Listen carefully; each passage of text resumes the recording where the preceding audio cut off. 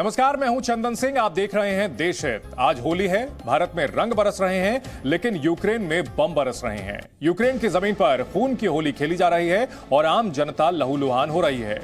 होली पर देश हित के स्पेशल एडिशन में सबसे पहले बात करते हैं दुनिया के सबसे बड़े रंगबाज लीडर रूस के राष्ट्रपति व्लादिमीर पुतिन की, जिनके रंग पर किसी का रंग नहीं चढ़ा। यूक्रेन वॉर 23 दिनों से जारी। इस बीच पुतिन पर दुनिया ने दबाव बनाने की पूरी कोशिश की, धमकियां दी गई, लेकिन पुतिन टस से मस नहीं हुए। अब पुतिन ने फिर से ऐलान किया है कि यूक्रेन में रूस का ऑपरेशन तय रणनीति के हिसाब से आगे बढ़ रहा है।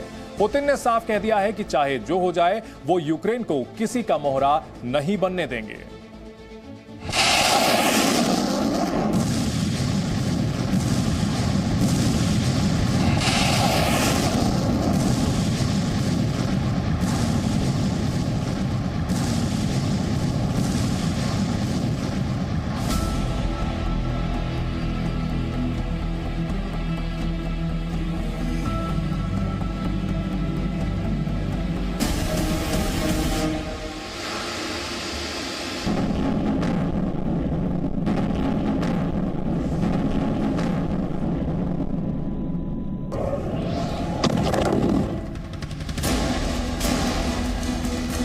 कोई उन्हें युद्ध अपराधी कह रहा है।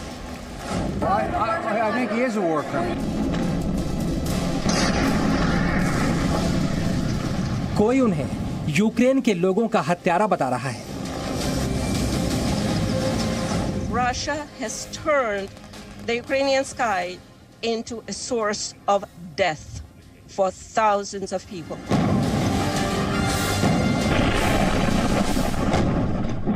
किसी की नजर में उन्होंने सारी दुनिया को मुश्किल में डाल दिया है। So if you look at what Putin's doing in Ukraine, it's causing global uncertainty. तो किसी की नजर में वो रूस और डोनबास के लोगों की सुरक्षा चिंताओं को दूर करने के मकसद से युद्ध में उतरे हैं। Нарушение Украины минских договоренностей, 8 лет постоянных бомбежек, обстрелов детских домов, детских садов, школ, больниц, поликлиник. कोई कुछ भी कहे, लेकिन जो बदलते नहीं वो पुतिन है। दुनिया कितना भी दबाव डाले, लेकिन जो झुकते नहीं वो पुतिन है। सौदे में घाटा हो या फायदा, बात अगर रूस की सुरक्षा और अखंडता की आती है तो जो समझौता नहीं करते वो पुतिन है। जो दोस्तों के दोस्त हैं, जो दुश्मनों के दुश्मन हैं, वो पुतिन है। दुनिया उन्हें भला कहे या फिर बुरा, लेकिन जो इस वक्त दुनिया में सबसे ज्यादा चर्चा में है वो पुतिन है।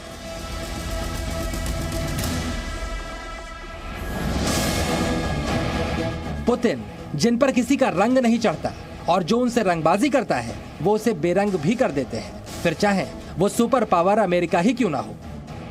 पुतिन ने 24 फरवरी को दोनेत्स्क और लुहांस्क को नए गणराज्य के तौर पर मान्यता देकर वहां पर शांति के लिए अपनी फौजों को रवाना करके एक ट्रेलर दिखाया था, जिसके बाद पिछले 23 दिनों में यूक्रेन की राजधानी कीव और बड़े शहर खार्किव समेत पूरे यूक्रेन में तबाही और बर्बादी की पिक्चर भी दिखाई दी। लेकिन अभी भी पुतिन की इस पावरफुल पिक्चर का क्लाइमेक्स बाकी है। रूस के सैनिकों ने यूक्रेन पर अपने आक्रमण को टॉप गियर में पहुंचा दिया। ऐसे में पुतिन के ऑपरेशन कीव का क्लाइमेक्स भी करीब नजर आ रहा है, क्योंकि तमाम दबावों के बावजूद, दुनिया के दुश्मन बनने के बावजूद पुतिन के कदम रुक नहीं रहे। Это был откровенный кровавый теракт, который унес жизни больше 20 человек. И такие обстрелы продолжаются все последние дни. Бьют без разбора по площадям. चलिए अब आपको बताते हैं व्लादिमीर पुतिन को यूक्रेन वॉर के दौरान किस तरह का दबाव झेलना पड़ा और तमाम दबावों के बावजूद आखिरकार पुतिन क्यों नहीं झुके और किस तरह मजबूती के साथ आगे बढ़े। यूक्रेन पर हमले के बाद रूस के ऊपर अमेरिका, नेटो और सहयोगी देशों ने 5000 से ज्यादा प्रतिबंध लगा दिए और इस तरह रूस दुनिया में सबसे ज्यादा प्रतिबंध झेलने वाला देश बन गया। यूएनएससी में भी अमेरिका और यूरोपीय देशों ने रूस को घेरा। रूस से वीटो पावर तक छीनने की योजनाएं बनाई गईं। यूक्रेन से तो रूस की जंग बहुत जल्दी खत्म हो जाती, लेकिन अमेरिका और नेटो देशों से यूक्रेन को लगातार सैन्य मदद भी मिलती रही। इसके अलावा दुनिया भर में रूस और खासकर पुतिन को विलेन की तरह पेश किया गया और प्रोपेगेंडा वॉर भी चलाई गई। लेकिन पुतिन पर ना तो असर पड़ना था, ना असर पड़ा और ना असर पड़ेगा। पुतिन प्रतिबंधों के आगे झुके नहीं और प्रतिबंध लगाने वालों पर जवाबी कार्रवाई भी की। Все поставленные задачи, безусловно, будут решены. Мы надежно обеспечим безопасность России и нашего народа. И никогда не допустим, чтобы Украина служила плацдармом для агрессивных действий против нашей страны. लेकिन सवाल यह भी उठता है, आखिरकार इतने प्रतिबंधों और दबावों के बावजूद पुतिन यूक्रेन के मुद्दे पर अमेरिका और नेटो को कोई मौका क्यों नहीं देना चाहते? इसके पीछे पुतिन की 30 साल पुरानी कसक है, जो पुतिन को यूक्रेन पर किसी भी समझौते से रोकती है। यूक्रेन के खिलाफ जंग के ऐलान से पहले ही लोगों को संबोधित करने के दौरान ये कसक उनकी जुबान पर भी आई। ये कसक थी 1991 में सोवियत संघ के विघटन की कसक, जब एक मजबूत साम्राज्य कई देशों में विघटित हो गया था और एक मजबूत पहचान खंड खंड हो गई थी। Если Россия столкнется с такой угрозой, как принятие Украины в Североатлантический альянс, в НАТО, то угрозы для нашей страны многократно возрастут. सोवियत संघ का पतन पुतिन की वो कसक है जो पिछले 30 साल से उनके दिल में बसी है।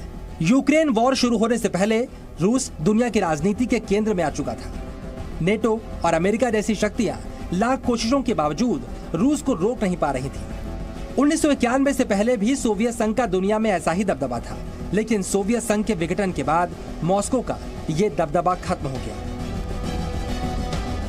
उस दौर में पुतिन खुफिया एजेंसी केजीबी के एजेंट थे, जिन्होंने 15 साल तक विदेश में जासूस के तौर पर काम किया था।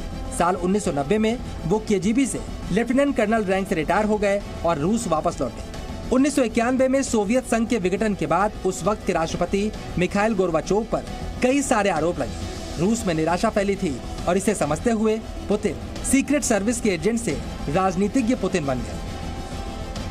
साल 1997 में पुतिन रूस के पहले राष्ट्रपति बोरिस येल्सिन की सरकार में शामिल हुए। उन्हें संघीय सुरक्षा सेवा का प्रमुख यानी प्रधानमंत्री बनाया गया। इसके बाद येल्सिन ने राष्ट्रपति पद से इस्तीफा दे दिया और पुतिन को कार्यवाहक राष्ट्रपति बनाया गया। इसके बाद हुए आम चुनाव में पुतिन ने रूस की बागडोर संभाल ली।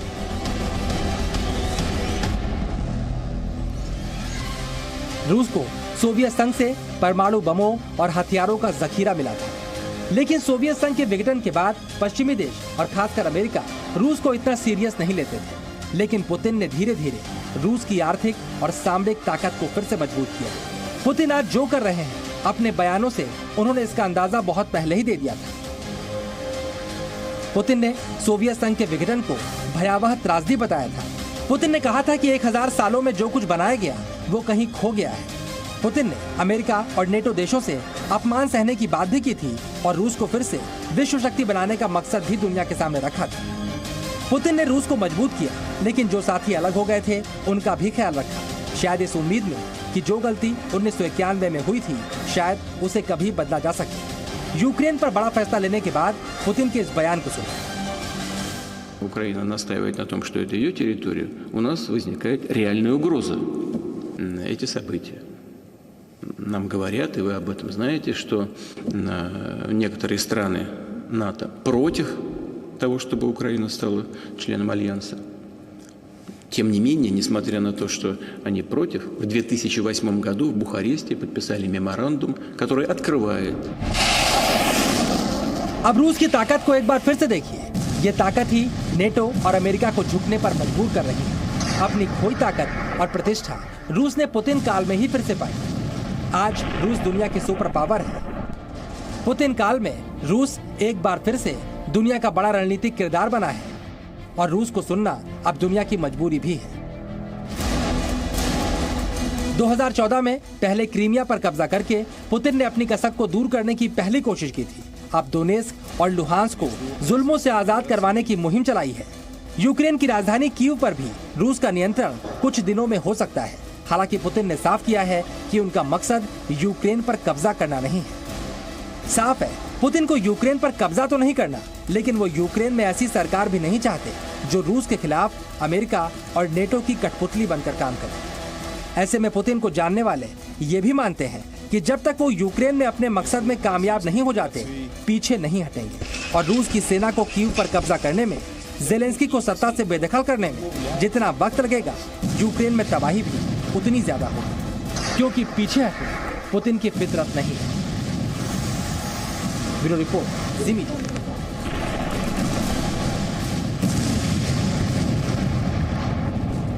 Presenting B News app, available on Google Play and App Store. Download it now.